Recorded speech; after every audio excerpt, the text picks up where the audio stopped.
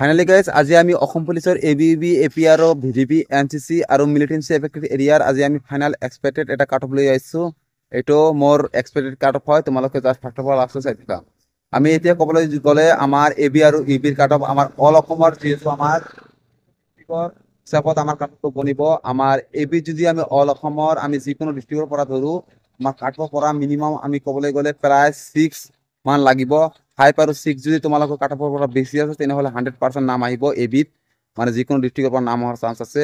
আৰু যদি তোমালোকৰ যিকোনো কাষ্টৰ SC ST OBC তেনেকুৱা কাষ্টৰ আছা তেনেহ'লে কাট অফটো অলপমান তোমালোকৰ ডিষ্ট্ৰিক্টত কম যোৱাৰ চান্স আছে। আৰু যদি এবাৰ ক'বলৈ যাওঁ ইউবিৰ কথা ক'বলৈ গ'লে অল ডিষ্ট্ৰিক্টৰ কথা ক'বলৈ গ'লে এভাৰেজত তোমালোকৰ 7 মান থাকিব লাগিব।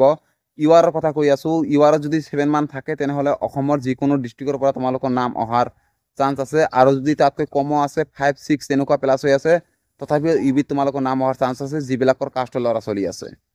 আৰু যদি এতিয়া ক'বলৈ যাওঁ VDPৰ কথা, মানে VDPৰ কাট অফটো ইমানো হাই নাযাব। এবিত যদি তোমালোকৰ 4 5 আহি আছে কাট অফৰ পৰা বেছি নাম আহিব।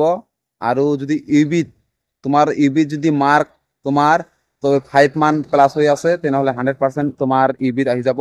মই VDPৰ কথা কৈ আছোঁ। আৰু যদি এতিয়া NCC কেণ্ডিডেটসকলৰ কথা কৈ আছোঁ, NCC কেণ্ডিডেটসকলৰ কাট অফ ইমান হাই নাযাব। জাষ্ট তোমাৰ যদি 3 4 প্লাছ থাকে ইউবিত আহি যাব। আৰু ইউবিৰ কথা ক'বলৈ গ'লে NCCৰ প্ৰায় তোমাৰ 5 মান প্লাছ থাকিলে অহাৰ চান্স আছে। আৰু মিলিটেন্সি এফেক্টেড এৰিয়াৰ কাট অফটো বহুত ল' যাব তোমালোকে জনাই। আৰু মিলিটেন্সি এফেক্টেড এৰিয়াত এবিত তোমাৰ 3 মান প্লাছ থাকিলে নাম অহাৰ চান্স আছে। আৰু ইউবিত তোমাৰ যদি মানে ক'বলৈ গ'লে 5 মান থাকি যায় তেনেহ'লে নাম আহিব পাৰে মিলিটেন্সি এফেক্টেড এৰিয়াত। আৰু মিলিটেন্সি এফেক্টেড এৰিয়াত কেন্দ্ৰীয়সকলে ইমান টেনশ্যন কৰিব নালাগে, কাট অফ বহুত ল' যাব। আৰু আমাৰ অসমৰ প্ৰায় ল' ডিষ্ট্ৰিক্টৰ মানে কাট অফ যাব। আমি কৈ আছোঁ হোজাই, ডিমা হাছাও, কাৰ্বি আংলং আৰু আমাৰ কামৰূপ আৰু কামৰূপ মেট্ৰ'। এই 5 6খন মান আমি ডিষ্ট্ৰিক্টৰ নাম ক'লোঁ। এইবিলাক ডিষ্ট্ৰিক্টৰ কাট অফ বহুত ল' যাব। এই ডিষ্ট্ৰিক্টত যদি আছা টেনশ্যন কৰিব নালাগে, 100% তোমাৰ নাম আহিব।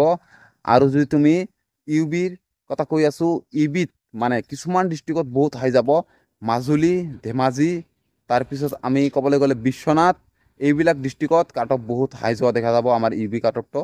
আৰু এবি কাট অফটো মিডিয়ামে যাব চাগে। আৰু তোমালোকৰ কোন ডিষ্ট্ৰিক্টৰ কাট অফ লাগে, কোন কাষ্টৰ কাট অফ লাগে কমেণ্ট বক্সত জনাই দিবা। মই নেক্সট ভিডিঅ'ত তোমালোকৰ কাট অফৰ এটা ভিডিঅ' লৈ আহিম।